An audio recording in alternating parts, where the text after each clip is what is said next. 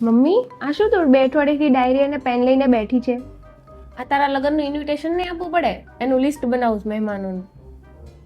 Ali mummy, એમાં શું list બનાવવાનું હોય? એટલે લિસ્ટ તો બનાવવું જ પડે ને. એમાં કોક રહી ગયો ને તો આખી જિંદગી સાંભળવાનું થાય મારે ને તાર પપ્પાને.